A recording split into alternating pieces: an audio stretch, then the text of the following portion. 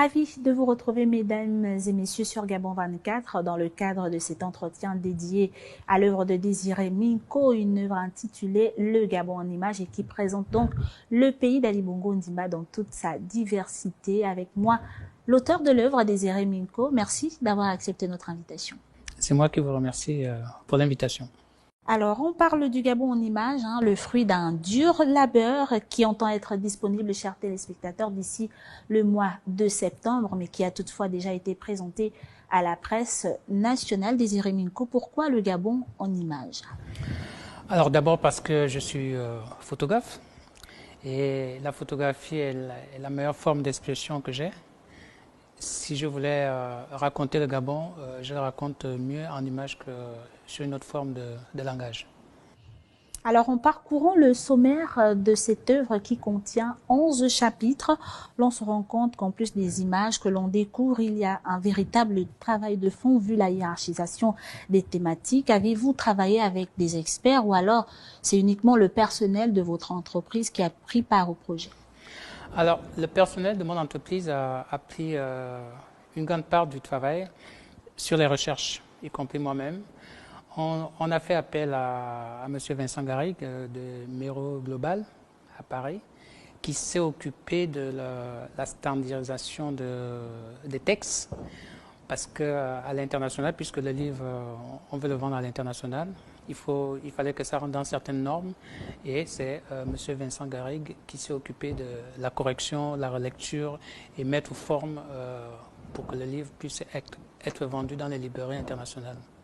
Alors, contrairement à d'autres œuvres gabonaises, Désiré Minko, vous avez poussé un peu plus loin dans votre travail en présentant l'art culinaire, la culture, l'art en général, la vie quotidienne des populations gabonaises, la défense et la sécurité. Ce qui nous amène à vous poser la question de savoir quel est véritablement le public cible de Désiré Minko à travers cette œuvre.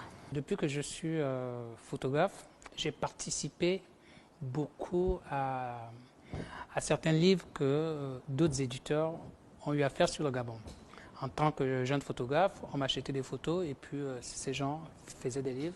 Et j'avais remarqué à un moment donné qu'on ne parle que souvent, soit c'est notre environnement, puisqu'on a un joli environnement, soit ce sont les animaux. Donc moi j'ai voulu présenter le Gabon dans toute sa diversité, c'est-à-dire que ça soit celui qui ne connaît pas le Gabon, qui découvre le Gabon, si c'est un autochtone ou ceux qui connaissent le Gabon, qu'ils puissent se retrouver.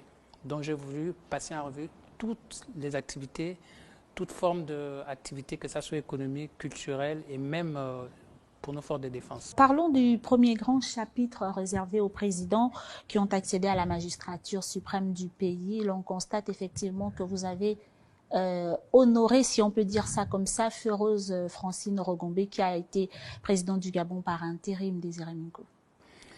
Oui, effectivement, en fait, j'ai voulu être objectif. C'est-à-dire que on a l'impression que c'est une partie de l'histoire qu'on veut souvent survoler. J'ai eu le privilège d'avoir travaillé avec l'institution à l'époque de la transition. Donc, il était difficile pour moi de présenter tous les paysans du Gabon sans présenter celle qui a assuré cette partie sensible de notre pays. Et on va dire aujourd'hui qu'elle fait partie de ceux qui ont réussi à maintenir la paix dans le pays. Donc, il était important pour moi qu'elle figure dans ce livre. La particularité de votre livre est qu'en plus des présidents, vous commenciez par la population. Que doit-on comprendre? Pourquoi n'avoir pas commencé par la politique, la société ou alors la vie quotidienne des populations gabonaises? Que sais-je encore? Alors, vous constaterez qu'en dehors des présidents que je présente, je n'ai pas voulu parler politique. Parce que malheureusement, pour la majorité des Gabonais, tout se centralise sur la politique, au détriment de tous les autres aspects. Alors que le Gabon, c'est pas seulement la politique. Effectivement. Et moi, pour commencer, je ne suis pas très politique. J'ai l'avantage de faire un métier qui m'amène à discuter, à couvrir toutes les activités possibles, que ce soit en politique. Donc, dans ce livre, il n'est pas question de politique. J'ai voulu présenter pourquoi je commence à appeler les paysans par la population? Parce que, comme je vous l'ai dit plus haut, la majorité des livres sur le Gabon présentent que l'environnement, nos parcs nationaux, le Gabon est habité par des personnes. Donc, j'ai voulu mettre l'homme au centre des activités du Gabon parce qu'on ne peut pas parler d'un pays sans parler de sa population.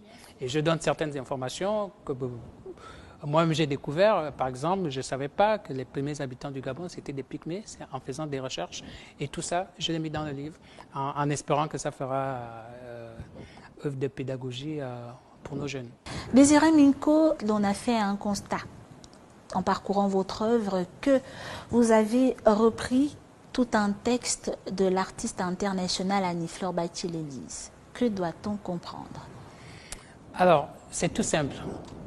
Le titre de cette chanson, c'est Je t'invite. Et pour moi, après l'hymne national, c'est une des plus belles chansons écrites sur le Gabon. Il n'y a pas meilleur texte pour inviter les gens à visiter le Gabon. Je n'ai fait que retranscrire en images les textes de la chanson d'Annie-Fleur Bachelet. C'est ce que j'ai mis dans le Gabon en images. En fait, j'ai illustré le texte d'Annie-Fleur avec des images. Parce que c'est pour moi une des meilleures chansons pour inviter les gens à visiter notre pays. Sans frustrer qui ce soit. Parce que le texte tel qu'il est écrit, tous les Gabonais se retrouvent dedans. Il n'y a rien dans ce texte qui n'est pas vrai. C'est comme dans tout ce qui est dans le contenu de ce livre. Si quelqu'un me dit non, il y a 8 fiches, on ira sur place puisque toutes les images ont été faites au Gabon. Ne demandez pas ce que votre pays peut faire pour vous, demandez ce que vous pouvez faire pour votre pays. Oui, chers téléspectateurs, c'est une citation du 35e président des États-Unis, John Kennedy, pour ne pas le citer, et l'une des sources d'inspiration de Désiré Minko. Pourquoi? Alors, ça part déjà d'un constat. C'est-à-dire, nous, on a été, comme on a été un pays pétrolier, et moi, je suis de la génération pétrole, où on nous disait qu'il fallait qu'on travaille dans les bureaux, il fallait faire un bon métier. Moi, mes parents voulaient que je sois médecin. Et malheureusement, l'évolution du monde fait en sorte qu'on ne peut plus compter sur le pétrole. Et la nouvelle génération, j'ai l'impression qu'elle attend tout de l'État.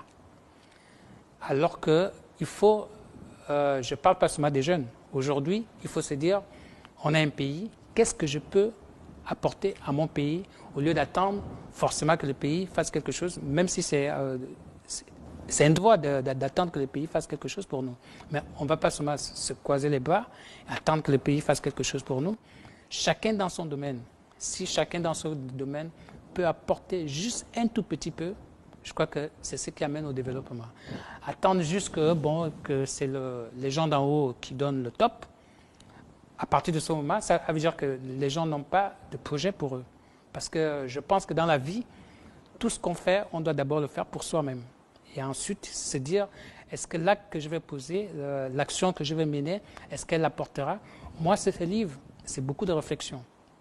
Je ne sais même pas s'il va se vendre, mais je me suis investi dessus.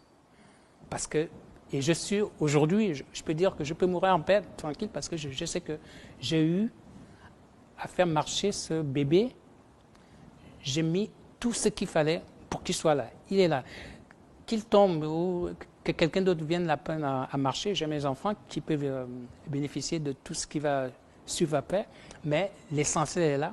Le livre a été fait avec mes propres moyens. Je n'ai pas demandé, personne ne m'a aidé. Avec un objectif précis. Bien sûr, c'est-à-dire que ce livre, il va servir aux gens d'aujourd'hui et aux gens qui viennent après. Dans le mot de l'auteur, on a cru lire quelque part, et là on va vous paraphraser, la photographie a le pouvoir et la capacité d'arrêter le temps, gardant intact des événements pour les générations futures. On a envie de vous demander, à vous Désiré Minko, à travers votre œuvre, le Gabon en images, pensez-vous effectivement, est-ce que vous pouvez affirmer aux téléspectateurs que oui, les générations futures pourront s'y retrouver? Bien sûr, puisque une fois que notre appareil qui a le don de fixer le temps, une fois que ce temps est fixé, maintenant, tout ce qui nous reste à faire, c'est de sauvegarder ce qui a été fixé. Et c'est vrai que voilà encore quelque chose que je déplore chez nous. On n'a pas l'habitude de sauvegarde. Et pour moi, tout ce qui a été filmé, tout ce qui est présenté dans ce livre est déjà fixé. C'est-à-dire qu'on monte, on descend. Même s'il y a des nouveaux supports qui vont naître, il va juste falloir qu'on les adapte. Donc, pour moi aujourd'hui, le contenu de ce livre, il est quasiment intemporel. C'est-à-dire que les gens d'aujourd'hui vont le voir, ceux qui vont arriver demain vont le trouver. Ils vont voir le Gabon d'aujourd'hui, ils vont le voir peut-être en 50 ans, ils vont le retrouver dans ce livre. Nous le disions déjà aux téléspectateurs, l'œuvre sera disponible à partir du mois de septembre. Qui pourra en bénéficier? Dites-le. Alors, c'est une œuvre que j'aimerais bien qu'il soit partagé au grand public, mais il y aura quand même un hic, c'est que c'est d'abord un livre d'art. Un livre d'art, un livre photo. C'est malheureusement pas à la portée de toutes les bourses. Mais je pense que si les autorités peuvent aider, par exemple pour l'éducation nationale, qu'ils achètent pour qu'ils soient dans certains lycées ou dans certains établissements, parce que sincèrement, tout le monde ne peut pas acheter un livre photo. C'est pas seulement pour le Gabon en images, pour ceux qui vont dans les librairies. Un livre d'art, ça coûte cher à l'édition. Donc forcément, et en plus, c'est un livre de 240 pages imagées, de 206 pages imagées.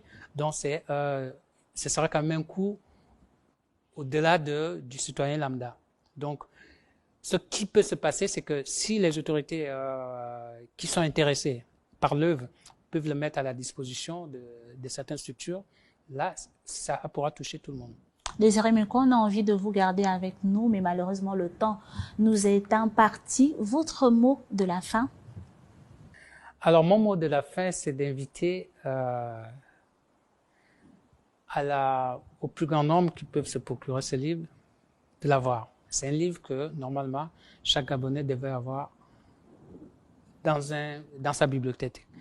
Et au niveau de l'administration, c'est un livre qui doit se retrouver dans les salles d'attente. Parce que ça permet aux personnes, aux visiteurs, de s'imprégner davantage de ce qu'est le Gabon d'aujourd'hui. J'ai voulu présenter en ces quelques pages, j'ai voulu montrer l'image que je veux qu'on voit du Gabon. Parce qu'aujourd'hui, malheureusement, il se trouve qu'on a une tendance qui veut qu'on nous présente le Gabon que dans son côté négatif. Un pays ne peut pas se développer que dans le négatif, c'est pas possible. Il y a bien des gens qui travaillent, on fait tout pour essayer de ramener à ce que les Gabonais s'intéressent à leur pays. Et j'ai envie de rêver. J'ai envie de rêver en me disant que ce livre peut amener les Gabonais à se rapproprier leur pays, à se dire, ah tiens, ce qu'on a envie de gaspiller, on a un beau cadeau que Dieu nous a fait. On oublie souvent que nous avons la chance d'avoir un pays béni des dieux et il suffit de l'entretenir. La tendance qui se dégage aujourd'hui, malheureusement, moi, elle m'inquiète en tant que reporter. Et avec ce livre, j'ai bien envie de montrer à mes compatriotes que, attention à ce qu'on a envie de faire de notre pays. Comme l'a dit un ancien président, il faut qu'on fasse attention à ce qu'on a envie de donner à notre pays. Qu'est-ce qu'on veut faire de notre pays? Qu'est-ce qu'on a envie de laisser à nos jeunes? C'est chacun dans son domaine de prédilection où il doit dire qu'est-ce que je peux apporter. Et pour moi, le meilleur apport en tant que photographe, parce que c'est ce que j'ai appris, c'est ce que je sais faire le mieux, c'est d'amener le Gabon à le montrer sous sa meilleure forme. Et c'est le but du Gabon en images. Merci à vous, Désiré Minko, de nous avoir accordé cet entretien et d'avoir accepté notre invitation. C'est moi qui vous remercie. Et oui, chers téléspectateurs, les bonnes choses ne durent jamais. C'est une invitation que Désiré Minko, photojournaliste gabonais, vous donne, celle de découvrir le Gabon en images. Nous vous le disions déjà à l'entame, une œuvre qui retrace la diversité de notre beau pays, le Gabon, dans tous les domaines. Nous, on vous dit à très bientôt sur Gabon 24.